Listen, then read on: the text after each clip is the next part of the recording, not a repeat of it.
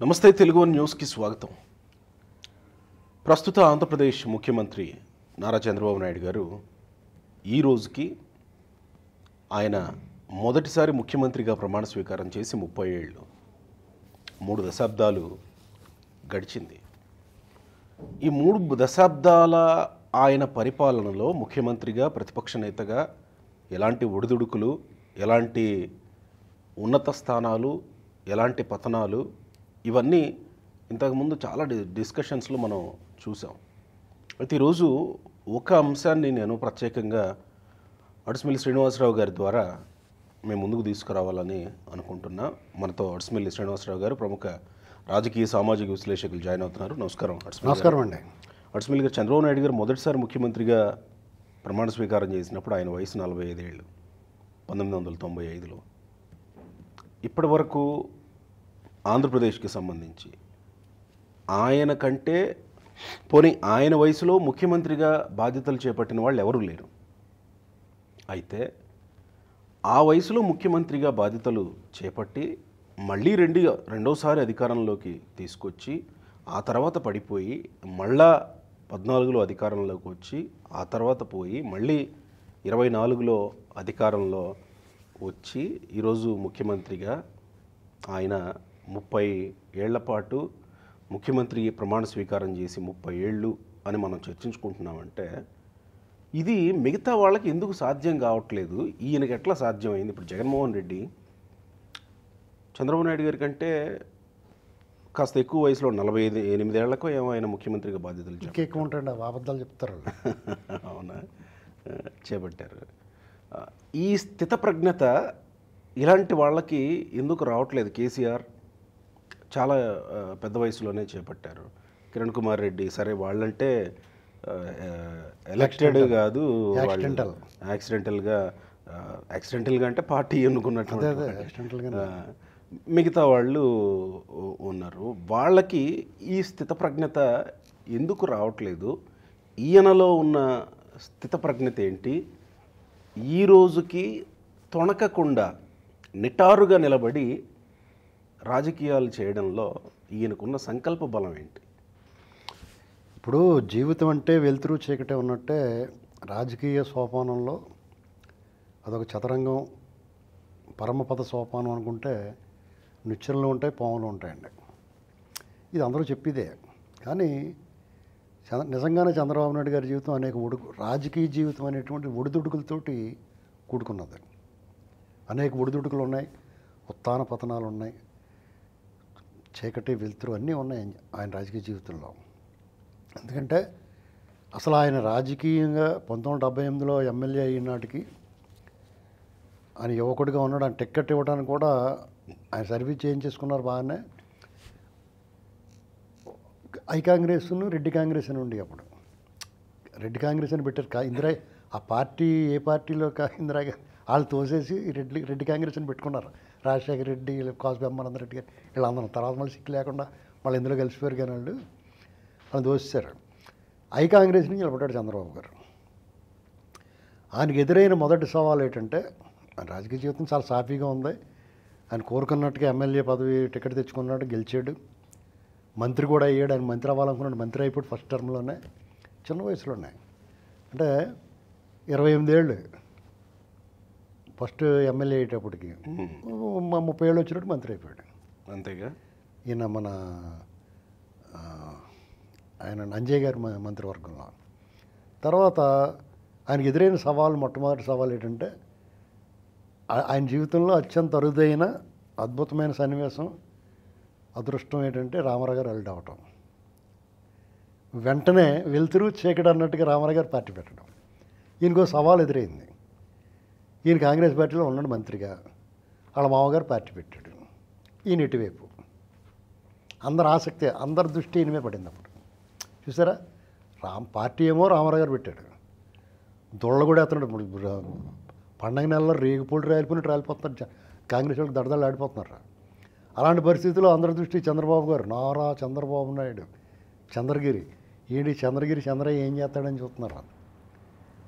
ఈయనప్పుడు ఏం చెప్పాడు, స్వయంగా మా మామగారు నిలబడి నేను ఇక్కడ ఆయన కమిట్మెంట్ చూడాలి. ఆయన పొగరబోత్తనంతో సమానం చెప్పాడు అని చూడకూడదు. ఇక్కడ ఏంటంటే కమిట్మెంట్. ఆయన నమ్మి ఓ పార్టీ టికెట్ ఇచ్చింది, మంత్రిని చేసింది ఆ పార్టీ.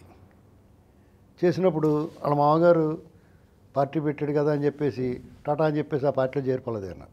ఆ పార్టీ అభ్యర్థికి వ్యతిరేకంగా పోటీ చేసి ఓటమి పాలైన తర్వాత ఇంక వీళ్ళతో తట్టుకోలేమరా బాబు అని చెప్పి ఆయన ఏదో వ్యాపారం చేసుకుంటానికి పోయాడు. ఈ పడుకున్న గుర్రాన్ని లేపుతన్నిచ్చుకున్న వాళ్ళు ఎవరంటే కాంగ్రెస్ వాళ్ళు. రామారావు గారిని 5 సంవత్సరాలు ఆయన పరిపాలన ఆయన చేసుకుని ఇవ్వకుండా రామ్లాల్ అనేటువంటి వాడిని అడ్డం పెట్టుకుని ఈ నాదెండ్ల భాస్కర్ రావు, ఈ రాజశేఖర రెడ్డి, ఈ బ్యాచ్ అంతా కలిపి రామారావు గారిని దింపేయడానికి ప్లాన్ చేశారు. దింపేశారు. ఇందిరాగాంధీ గారికి లేని పోనీ చెప్పి ఇదంతా గాలి వ్యవహారం అండి, అందరికీ వ్యతిరేకత వచ్చేసింది, ఉద్యోగులకి అది ఈయన 55 సంవత్సరాలు చేశాడు, రిటైర్మెంట్ వయసు, మున్సిపల్ కర్ణాలని రద్దు చేసాడు, అందరూ రగిలిపోతూ ఉన్నారు అని చెప్పేసి ఎక్కిచ్చారు. ఎక్కించేటప్పటికి తప్పమని దింపేశారు ఆయన. దింపేసేటప్పటికి చంద్రబాబు నాయుడు గారు ఆవశ్యకత ఏర్పడింది పార్టీకి. ఆయన వచ్చి నిలబడ్డాడు. రామకృష్ణ స్టూడియోలో పెద్ద వీళ్ళందరూ క్యాంప్ రాజకీయాలు అనేటువంటి అప్పట్లో ఎక్కడే మొదలయ్యాయి. అప్పుడు అంతకుముందే సమితి ఎలక్షన్స్లో ఉండి క్యాంప్ రాజకీయాలు అవి ఎప్పటి నుంచో ఉన్నాయండి. రాష్ట్ర వ్యాప్తంగా క్యాంప్ రాజకీయాలు, ఎమ్మెల్యేలతో క్యాంప్ రాజకీయం అనేటువంటిది అదే ప్రథమం. నీకు సమితి ప్రెసిడెంట్లు, జిల్లా పరిషత్ చైర్మన్లు అప్పుడు మీకు జిల్లాల స్థాయిలో వీళ్ళందరినీ ఏదో తోటలో కూర్చోబెట్టి శుభ్రంగా 4-5 వేటపోతులు వేసి కోళ్ళను కోసి అన్ని రకాల ఏర్పాట్లు చేసి ఎలక్షన్ నాడు చేయించుకుంటే క్యాంప్ రాజకీయాలు ఎప్పుడో ఉన్నాయి, జమానాల్లో ఉన్నాయి. రాష్ట్ర వ్యాప్తంగా ఎమ్మెల్యేలతో క్యాంప్ రాజకీయం అనేటువంటి ఈ దేశంలోనే మొట్టమొదటిసారి జరిగింది. వీళ్ళకి అనుకూలంగా ఉన్న వాళ్ళందరినీ ఒక చోట చేర్చి ప్రభుత్వం, అప్పుడున్న చెన్నారెడ్డి, ఇది నాదెండ్ల భాస్కరరావు గారి ప్రభుత్వం ఎంత ఉక్కుపాదం అణిచివేసిన అధికారులు అప్పుడు ఎలాంటి వాళ్ళు ఉండేవారంటే, మేము చేయవండి ఎలాగైతేనే చట్ట ప్రకారం పోతాం అని ఇప్పుడులాగా బూట్లకి బ్యాచ్ కాదు. అర్థమైందా? మన జగన్మోహన్ రెడ్డి అయ్యంలో ఉన్న బూట్లకి బ్యాచ్ ఉన్నారు చూసారా, అలాగే ఆవడలేడు. చాలా ముఖ్యమంత్రి ఎవడన్నా తెలుగుదేశం ప్రభుత్వం అది. కాబట్టి తెలుగుదేశం ప్రభుత్వంలో ఎప్పుడు చట్టం, న్యాయం, గౌరవించబడతాయి. చట్ట రాజ్యాంగ ఉల్లంఘనలు జరగవు, గుర్తుపెట్టుకోండి. వ్యక్తి ఎవడన్నా కానీ. అదే మళ్ళీ రాజశేఖరుడు వచ్చిందా మారిపోతారు వాళ్ళు, కాంగ్రెస్ వచ్చిందంటే మారిపోతారు. అప్పుడు వీళ్ళని దౌర్జన్యం మీకు ఇష్టం లేదా అయితే ఉండండి అని చెప్పి వెళ్ళిపోయారు వాళ్ళు. రమ్మని అడిగారు, దాడికి వచ్చారు, మేము ఎక్కడో ఉంటాం, మేము రామన్నారు వాళ్ళు. వాళ్ళు వెళ్ళిపోయారు, అంతే, వెనక్కి వెళ్ళిపోయారు. అప్పుడు చంద్రబాబు నాయుడు గారు, వెంకయ్యనాయుడు గారు, జయపాల్ రెడ్డి గారు, ఉభయ కమ్యూనిస్టులు, ఈ దేశంలోని అనేక రాజకీయ పార్టీలు అందరూ మద్దతు తీసుకున్నారు. చంద్రబాబు నాయుడు గారు వ్యూహకర్తగా దాన్ని నడిపించాడు కదా. ఎన్టీ రామారావు గారికి మద్దతుగా జనాగ్రహం పెళ్ళిబుక్కిందండి. ఇందిరాగాంధీ గారు లాంటి ఉక్కు మహిళ తల వంచి ఈయన సీటింగ్ ఇచ్చేసి బాబు మీరు తీసుకోండి అని. అది అరుదు, చరిత్ర అది. తర్వాత ఆయన రద్దు చేసి ఎలక్షన్కి వెళ్ళాడు. అప్పుడు కూడా చంద్రబాబు నాయుడు గారికి అవకాశం ఉంది. మీకు ఇక్కడ నేను ఎందుకు చెప్పానంటే, ఇది వాళ్ళ మావయ్య గారు పార్టీకి వ్యతిరేకంగా నిలబడి తను నమ్మిన పార్టీ కోసం అదే పార్టీలో నిలబడి ఆయన ఓటమి చూసినా కానీ ఇంట్లో ఉన్నాడు. అదే తన బంధువుగా తన మామగారి పార్టీకి, మామగారికి ఇబ్బంది వచ్చినప్పుడు తను వచ్చి అండగా నిలబడి ఆయన మళ్ళీ తిరిగి ముఖ్యమంత్రి చేయడానికి ప్రజలందరూ ఉద్యమించారు. ఈయన ఎవరు ఉద్యమించినా ఒక దాని అనుసంధానకర్త ఉండాలి. అందులో చంద్రబాబు నాయుడు గారి పాత్ర ఎవరో మరువలేనిది. అదైన తర్వాత 85లో ఎలక్షన్ వచ్చింది. ఆయన కావాలనుకుంటే ఎమ్మెల్యేగా పోటీ చేయొచ్చు, మంత్రి కూడా అవ్వచ్చు. ఆయన ఎమ్మెల్యేగా పోటీ చేయలేదు, మంత్రి పదవి తీసుకోలేదు. ఇక్కడ పదవీకాంక్ష కానీ దాన్ని పట్టుకుని ఎలాడబడదామన్న ఆలోచన కానీ లేదనేటువంటిది ఆ క్యారెక్టర్లో మీకు అర్థమవుతూ ఉంటుంది. 89లో పోటీ చేశాడు ఆయన. అప్పటి వరకు కర్షక పరిషత్ అధ్యక్షుడిగాను అది పార్టీ పదవి తీసుకున్నాడు. పార్టీ కేడర్ నిర్మాణంలో పాల్గొన్నాడు. 89లో ఎమ్మెల్యే అయ్యాడు కానీ పార్టీ అధికారంలో రాలేదు ఆయనకి. రామారావు గారు ప్రతిపక్ష నాయకుడిగా అసెంబ్లీలో అలిగి ఆయన బాయ్కట్ చేస్తే ఈయన నడిపించాడు. జగన్మోహన్ రెడ్డి వెనకాల కోడిపిల్లలు వెళ్ళిపోలేదు ఎవరు ఉన్నాయి.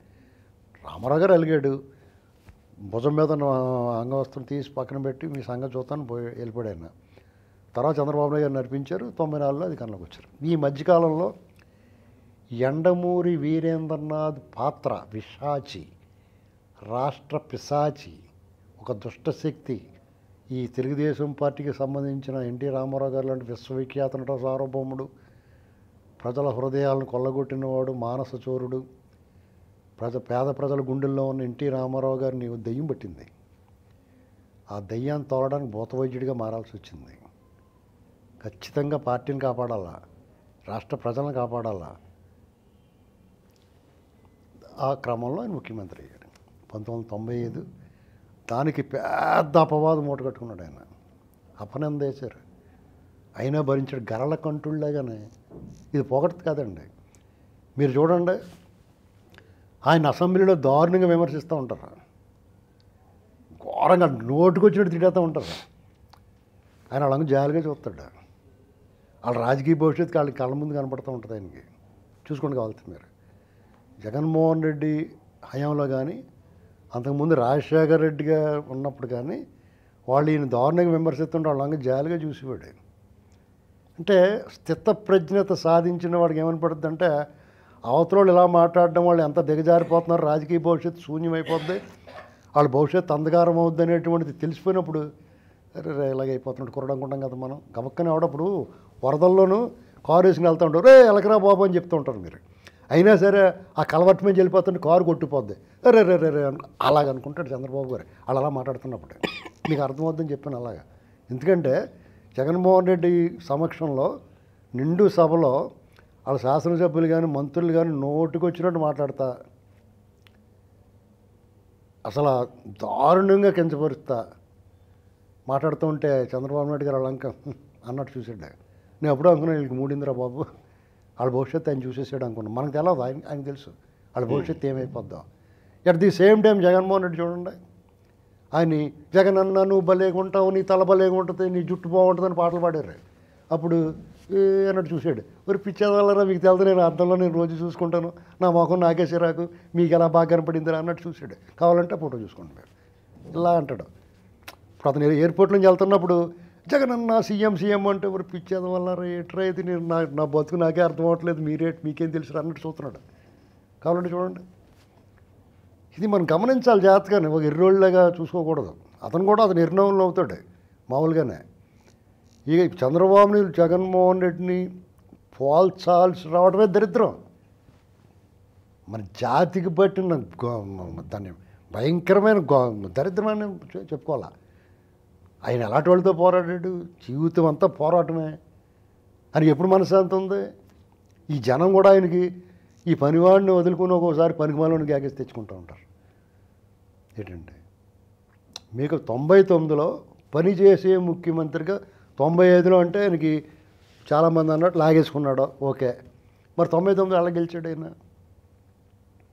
దానికి కూడా చెప్తారు వాళ్ళు, వీళ్ళు పొత్తు లేకుండా ఎప్పుడు గెలవలేదు, బీజేపీతో పొత్తు పెట్టుకున్నారు. బీజేపీ మాత్రం పొత్తు లేకుండా గెలిచింది ఎప్పుడన్నా? బీజేపీ ఎలా గెలిచింది? మీరు ఒకవైపే చూడకూడదు, బాలకృష్ణ అన్నట్టు రెండు వైపు చూడాలనుకోకూడదు కదా, రెండు వైపు కూడా ఆలోచించాలి కదా. ఇప్పుడు సరే టీడీపీ బీజేపీ పొత్తు లేకుండా ఎప్పుడు గెలవలేదు, మరి బీజేపీ గెలిచిందా టీడీపీ పొత్తు లేకుండా? ఇది గుర్తుపెట్టుకోవాలి. వాళ్ళు టీడీపీ కాబట్టి ఇంకో వాళ్ళతో పొత్తులు ఉన్నారు వాళ్ళు. ఇది ఎవరినన్నా కించపరచడానికి మాట్లాడడమే కానీ, తెలుగుదేశం పార్టీ అనేటువంటిది తెలుగు వారికి వాళ్ళ సొంత ఇళ్ళు లాంటిది. కోపం వచ్చి ఒకసారి ఇంట్లోంచి వెళ్ళిపోతాం అప్పుడప్పుడు. ఈయన పనిచేసే ఇప్పుడు ఆయన మంచి అందగాడు కాదు, స్ఫురద్రూపు కాదు, మంచి మాటగారు కాదు, అంటే అద్భుతమైన ప్రసంగాలు ఏమి ఇవ్వలేడు. ఇవ్వలేడు కదా, తలపడి వచ్చేస్తుంది అనుకుంటారు వాళ్ళే ఒకసారి వాళ్ళు ఆయన మాట్లాడుతుంటే. కానీ దీన్ని అధిగమించాలి. అప్పటి వరకు ఉన్న రాష్ట్రాల్లో ఎలా ఉంది పరిపాలన? వాళ్ళు ఇంట్లో కూర్చుంటారు, అప్పుడప్పుడు వచ్చి అసెంబ్లీలో మాట్లాడతారు, ఏదో వాళ్ళు ఎదుటి పక్షం వాళ్ళకి మేము ఎత్తులు పై ఎత్తులు వేసుకుంటామే. కానీ దాని అంతటా అది అభివృద్ధి జరగటం, ఐఏఎస్ ఆఫీసర్లు ఇదిగో స్కీమ్ పెడతాం, రోడ్లు వేయాలి, ఇలాంటి ఏదైనా పడితే జరగడమే. కానీ ఒక ముద్ర అంటూ లేదు ఎవరికి, ఏ ముఖ్యమంత్రికి. రామారావు గారు వచ్చిన తర్వాత సంక్షేమం మీద, సంక్షేమానికి ఆద్యుడు ఎన్టీ రామారావు గారు, తెలుగుదేశం పార్టీ, ఆడపిల్లలకు ఆస్తి హక్కు కానీ ఇలాంటి కొన్ని సంచలనాత్మకమైన సంస్కరణాత్మకమైన కొన్ని విధాన నిర్ణయాలు, బీసీలు, మండల కమిషన్ సిఫార్సుల అమలు, ఇలాంటివన్నీ. అలాగే తనదంటూ ఒక ముద్ర వేసుకోవాలనుకున్నాడు ఆయన. ఎలా చూసినా రామారావు గారు కొన్ని ఆయన ఖాతాలో పోతాయి, కొన్ని కాంగ్రెస్ ఖాతాలో ఉంటాయి. తనకంటూ ముద్ర వేసుకోవాలంటే పనిచేసే ముఖ్యమంత్రిగా కనిపించాలి. అప్పటికే సంస్కరణల అమలు పివి నరసింహరావు గారు తర్వాత దేశంలో సంస్కరణల అమలు మొదలైన తర్వాత దాన్ని అందిపుచ్చుకున్నాడు ఆయన. అప్పుడప్పుడే వృద్ధి చెందుతున్న ఐటీని ప్రజలకు పరిచయం చేయాలనుకున్నాడు ఆయన. దాన్ని పట్టుకున్నాడు ఆయన. అది డెఫినెట్గా వర్కౌట్ అయింది. బిల్ గేట్స్ని తీసుకురావడం కానీ ఇలాగా చేసుకుని సత్యం కంప్యూటర్స్ రాజుగారిని వాళ్ళు అలా చేస్తారు. కానీ రాజశేఖర రెడ్డి వాళ్ళని పాపం ఆయన ఈ కంప్యూటర్లు అంటే ఏటో కూడా అందరికీ చెప్పింది ఆయనే కదా, అనేక మందికి ఉద్యోగాలు ఇప్పించాడు కదా పాపం ఆయన. ఇలాగా తనదంటూ ఒక ముద్ర వేసుకుని హైటెక్ సిటీ కడుతున్నప్పుడు అని దాని మోహన్ బాబు కూడా ఇంత పడుకుంటాడు, కానీ అతను కూడా ఏం మాట్లాడుతున్నాడు అతను తెలియదు. ఒకసారి కంప్యూటర్లు కూడి పెడతాయి గట్ట అన్నాడు. ఏంటండి గత బుర్ర బుద్ధి ఇప్పుడు కోపం ఉంటే కోపం ఉన్నట్టు మాట్లాడకూడదు. ఎవరన్నా మంచి చేసినప్పుడు వీళ్ళు మంచి చేస్తున్నారా బాబు అని చెప్పాలి. నీ కోపం ఉంటే నువ్వు పర్సనల్గా చూసుకోవాలి. రాజశేఖర రెడ్డి కూడా కంప్యూటర్లు కూడి పెడితే అక్కడ రోడ్లు ఎందుకు, ఆ ఫ్లైఓవర్లు ఎందుకు, ఇలాంటి మాటలు మాట్లాడారు. ఇవాళ ఫ్లైఓవర్ లేకపోతే హైదరాబాదులోను ఒకళ్ళు కింద దిగి కరిసేసుకుందరు, కుక్కలు కరుచుకున్నట్టు. ట్రాఫిక్లో కోపాలు వచ్చేసి అందరికీ ఇప్పటికే తట్టుకోలేకపోతున్నారు. ట్రాఫిక్లోనే అసహనం వచ్చి గొడవలు అయిపోతున్నాయి. ఇక దిగి బళ్ళు వదిలేసి మీద పట్టి కరిచేసుకుని జాంబీలు అయిపోతారు అందరూ ఉన్నాయి. ఏంటండి ఇక్కడ నాకు ఒక మాట అడగాలనిపించింది అడ్స్మిల్ గారు, మీరు ఇంతసేపు చెప్పిన తర్వాత. ఒకవేళ చంద్రబాబు నాయుడు గారు 95లో ఈ రోజున అప్పుడున్న పరిస్థితుల దృష్ట్యా ముఖ్యమంత్రిగా చాలామందిని పేర్లు వినిపించి అశోక్ గజపతిరాజు అని ఇంకా కొంతమంది పేర్లు చెప్పుకొస్తారు, అప్పుడు వినిపించిన వాళ్ళ పేర్లు. అప్పుడు చంద్రబాబు నాయుడు గారు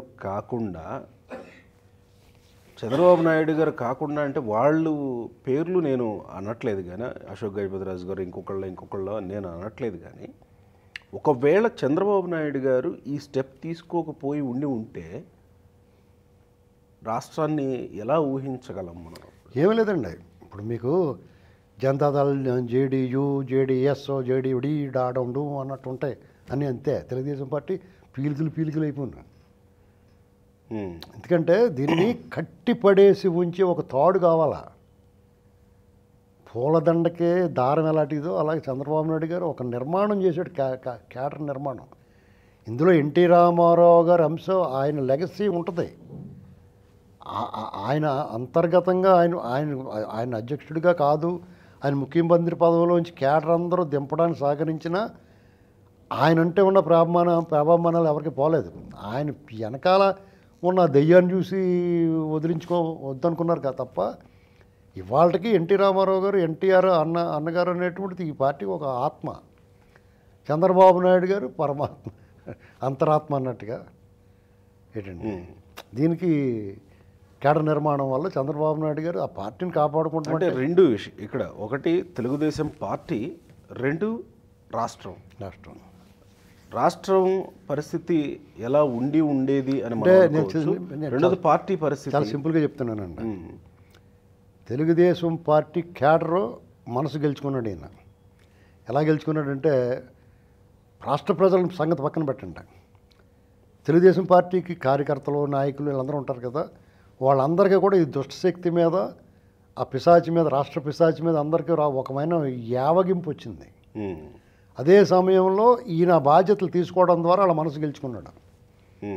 వాళ్ళందరూ మద్దతు ఇచ్చారు. అందుకనే తర్వాత రాష్ట్ర ప్రజల మద్దతు, పార్టీ మద్దతు పెంచుకుంటే సరిపోదు కదా. అధికారంలో రావాలంటే పార్టీ కార్యకర్తలు, నాయకుల మద్దతుతో పాటు ప్రజల మద్దతు కూడా కావాలి. ప్రజల మద్దతు కూడా కావాలంటే పనిచేసే ముఖ్యమంత్రి. అప్పుడు శాకాహారము ఉంది, మాంసాహారము ఉంది అన్నట్టు రాష్ట్ర ప్రజల మద్దతు ఉంటుంది, పార్టీ కేడర్ మద్దతు కూడా ఉంటుంది. అలాగా ఈయన రాష్ట్ర ప్రజలకి పనిచేసే ముఖ్యమంత్రిగా పరిచయం అయ్యాడు. అది ఎలా పరిచయం అయ్యాడు? గజ్జ వణికేశారు అందరూ ఉన్నాయి. ఈ ఆకస్మిక తనిఖీలు, జనభూమి, ఇలాంటివన్నీ రకరకాల పథకాలు, మీరు ఇంకుడు గుంతలో, మీ సేవ, రైతు బజార్లు, ఒక రకం దీపం పథకాలు, కేంద్రంలో చక్రం తిప్పడం, ఇవన్నీ సవ్యసాచిలా చేసాడు ఆయన. వారు బాబాయ్ ఏంట్రా బాబులో చేస్తాడు అనుకునేలాగా బిత్తరపోయారు జనం అందరూ ఉన్నాయి. కాబట్టి 99లో రాజశేఖర రెడ్డి ఆ, చంద్రబాబు నాయుడు గారిని తెలుగుదేశం పార్టీ తక్కువ అంచనా వేశాడు. అలాగా చంద్రబాబు నాయుడు గారు రామారావు గారిని వెన్నుపోటు పొడిసేడు అని పదే పదే చెప్పడం మొదలెట్టి దానివల్ల చంద్రబాబు నాయుడు గారికి దెబ్బ తగులుతుంది. ఎందుకంటే రామారావు గారిని ఇదివరకు ఒకసారి పదవిలోంచి దింపేస్తే ప్రజలు తిరిగి కాంగ్రెస్కి మట్టానికి తొక్కేశారు. అలాగే చంద్రబాబు నాయుడు గారికి ఇబ్బంది ఎదురవుద్దని ఒక ఎక్స్పెక్టేషన్, ఒక గవల అలాగే చూసుకున్నాడు. అదొక అంచనా. రెండు, ఒకసారి అధికారంలోకి వచ్చిన తర్వాత రెండోసారి కొంచెం ప్రభుత్వ వ్యతిరేకత ఉంటుంది, అదొకటి. అప్పుడు రోడ్లు వైండప్ చేశారు. రోడ్లు వెడల్పు చేయడానికి మీకు హైవేలు పక్కన ఉన్న మొత్తం లేపేశారు. గుర్తుందా మీకు? 99, 97, 98లో ఇలా పెద్ద పెద్ద ఏనుగు తొండాల్లాగా అవి వచ్చేసి అప్పుడే ఎక్కువ అందరికీ కనపడినాయి ఈ మిషన్లో. ప్రొక్లైన్లు గట్ట వచ్చేసి మొత్తం అలా ఒలిచేసి శుభ్రంగా బత్తకే ఒలిచినట్టు, చీనీ బత్తకే వెళ్తారు చూడండి, అలా ఒలిచేసి శుభ్రంగా ఆ రోడ్డు మీదకి వచ్చిన ఇళ్ళు అన్నీ. ఇప్పుడు హైవేలు అంతంత వెడల్పుగా హైవేలు ఉన్నాయంటే ఎక్కడి నుంచి వచ్చినాయి అనుకుంటున్నారు అవన్నీ? 97లో మొదలెట్టిన కార్యక్రమం అది. ఇలాగ కొంత వ్యతిరేకత ఉంటుందని ఎక్స్పెక్ట్ చేశాడు ఆయన. అలాగే కానీ అంతకు మించి పనిచేసే ముఖ్యమంత్రికి ఎలా పేరు వచ్చింది దీనికి? 96లో పెద్ద తుఫాను వచ్చింది. అప్పుడు ఈయన చంద్రబాబు నాయుడు గారు చేసిన హుదూద్ తుఫాను గురించి చెప్పుకుంటాం మనం. అంతకి 10 రెట్లు పనిచేశాడు ఆయన. యంత్రాంగాన్ని కదిలించాడు. వాళ్ళకు కూడా ఇన్నాళ్ళు అలాంటి పని చెప్పేవాళ్ళు లేడరా బాబు అని. ఇప్పుడు రిటైర్ అయిపోయిన వాళ్ళు గట్టా అప్పుడు మంచి కుర్రోళ్ళు కూడా మంచి పేరు తెచ్చుకున్నారు ఐఏఎస్లో. ఇప్పుడు కరప్ట్ అయిపోయి రాజశేఖర రెడ్డి వాళ్ళు దెబ్బ అయిపోయి జైల్లో పోయి తర్వాత జగన్మోహన్ మిగతా వాళ్ళు పోయారు చూసారా, వాళ్ళందరూ మంచి యంగ్ టర్క్స్. అప్పుడు మంచి పేరు తెచ్చుకోవాలి, భలే ముఖ్యమంత్రి దొరికాడరా బాబు మనకని బాగా పనిచేసి మంచి పేరు తెచ్చుకున్నారు. తర్వాత ఒరిస్సాలో కూడా తుఫాను వస్తే ఒరిస్సా వాళ్ళు కూడా మీ టీంని మాకు పంపించండి బాబు అని అంత రేంజ్కి వెళ్ళిపోయింది. అలా పేరు వచ్చింది ఆయనకి. ఎలాంటి విపత్తు వచ్చినా ఎట్ ది సేమ్ టైం రాష్ట్రంలో ప్రజల వద్దకు పాలన అన్నట్టుగా ఆయన ప్రజల్లో కలిసిపోయి యంత్రాంగాన్ని ప్రజల దగ్గర పంపించాడు. డైలీ ఎవరు సీఎం అని ప్రతి వారం ఒకసారి సోమవారం సాయంత్రం ప్రజలతో నేరుగా మాట్లాడేవాడు. రాజశేఖర రెడ్డి కూడా మాట్లాడాడు ఒకసారి చంద్రబాబు గారితో. ఇలాగా నాగార్జున గారు లాంటి వాళ్ళు కూడా పనిచేసే వాళ్ళకి ఓటేయండి అని చెప్పారు డైరెక్ట్గా పేరు ఎత్తకుండా. సమస్త ప్రజానీకం చంద్రబాబు నాయుడు గారిని కోరుకున్నారు వాళ్ళ. రాజశేఖర రెడ్డి ఏం చేశాడు? మనమే గెలుస్తామని లెక్కేసి నేను రాజకీయ సన్యాసం చేస్తాను ఈసారి ఓడిపోతే అన్నాడు. దానికి కారణం ఏంటి తెలుసా? ఉచిత విద్యుత్ అప్పుడే ప్రకటించారు వాళ్ళు. 2004లో కాదు వాళ్ళు ప్రకటించింది. 99లో రాజశేఖర రెడ్డి కాంగ్రెస్ మేనిఫెస్టోలో ఉచిత విద్యుత్తు అన్న స్థాయిలో అది ప్రకటించినా కానీ చంద్రబాబు నాయుడు గారిని ఓడించలేకపోయాడు. ఇది ఆయన స్ట్రెంగ్త్, ప్రజల్లో ఆయనకున్న బలం. అంటే దుష్టశక్తి నుంచి పార్టీని విడిపించి రాష్ట్రాన్ని పార్టీని కాపాడటం వల్ల కేడర్ మనసు గెలుచుకున్నాడు. పనిచేసే ముఖ్యమంత్రిగా ప్రజల మనసు గెలుచుకుని 99లో గెలిచాడు ఆయన. ఇక్కడ నా ప్రశ్న ఏంటంటే, ఒకవేళ చంద్రబాబు నాయుడు గారు ఆ రోజు ముఖ్యమంత్రిగా బాధ్యతలు తీసుకోకపోయి ఉంటే వాటంతట అవి ఈ కార్యక్రమాలన్నీ జరిగిపోయేవా? ఏది ఐటీ విప్లవం కానీ, రోడ్ల విస్తరణ మీరు చెప్పినట్టు కానీ, మీకు ఇలాంటి సంస్కరణలు వాటంతట అవి జరిగిపోయావా? ఒక వ్యక్తి ఇనిషియేషన్ తీసుకొని వాటి మీద సమీక్షలు పెట్టి వాటి కోసం టైం కేటాయించి చేస్తే అయ్యేవా ఇవి? అంటే కొన్ని ఎవరు అవసరం లేకుండా వాటిలంతటా అవే. ఉదాహరణ కేంద్ర ప్రభుత్వం చేపట్టిన ఈ స్వర్ణ చతుర్భుజి అవన్నీ అవుతాయి, రోడ్లు అవుతాయి. బీజేపీ వాళ్ళు ఉన్నారు అక్కడ. అదే కాంగ్రెస్ వాళ్ళు ఉంటే వీళ్ళకి ఎందుకులే అనుకుంటారు. అర్థమైందా? వాళ్ళతో స్టైల్. వాళ్ళు ఉన్నప్పుడు అభివృద్ధి లేకుండా ఉండదు. వాళ్ళు ఉన్నప్పుడు రోడ్లు వేసారు, బ్రిడ్జిలు కట్టారు, ఇవన్నీ చేశారు. కాదు అప్పుడు స్వతంత్రం వచ్చేటప్పటికి కరెంట్ కూడా లేదు దేశంలో 90%. అవును, సాగునీటి ప్రాజెక్టులు వాళ్ళు ప్రభుత్వం ఉన్న తర్వాత మీకు నాకు ఇస్తే కూడా మనం చేస్తాం ఎంత కొంత. అర్థమైందండి? అంటే ఎవరికాడ మేము చేసామని చెప్పుకోకూడదు. కానీ వీళ్ళని ఎందుకు చెప్పుకోవాలంటే ప్రత్యేకించి కాలుకి బలపం కట్టుకు తిరిగాడు ఈయన. దాని విజన్ ఎందుకన్నారంటే ఇవాళ దాని ఫ్రూట్స్ మనం తింటున్నాం కాబట్టి చాలా మధురంగా ఉన్నాయి కాబట్టి భలే వేసాడు బాబు ఈ పనస చెట్టు అనుకుంటున్నాం మనం. ఆ వాళ్ళు ఎక్కిరించారు వాళ్ళు వెక్కిరించారు కాబట్టి మనకు గుర్తుంది. వాళ్ళు ఎక్కిరించకపోతే మనకు గుర్తుండదు. దాని అంతరదే జరిగిపోయింది అనుకుంటాం. ఇప్పుడు ఇది ఇలా అయిపోయింది. జనార్దన్ రెడ్డి గారు ఎప్పుడో వేసాడు, శంకుస్థాపన ఇలాంటివన్నీ చెప్తారు. ఆయన ఇంజనీరింగ్ కళాశాలకు అనుమతులు కట్టించి డబ్బులు తెప్పించాడు, కానీ ఇలాంటి పనులు తక్కువ చేశాడు ఆయన. ఏంటండి వీళ్ళు ఆయన కించపరచడానికి, స్థాయి తగ్గించడానికి మాట్లాడతారు. ఆత్మ గుండెల మీద చేసుకు మాట్లాడాలి ఎవరన్నా.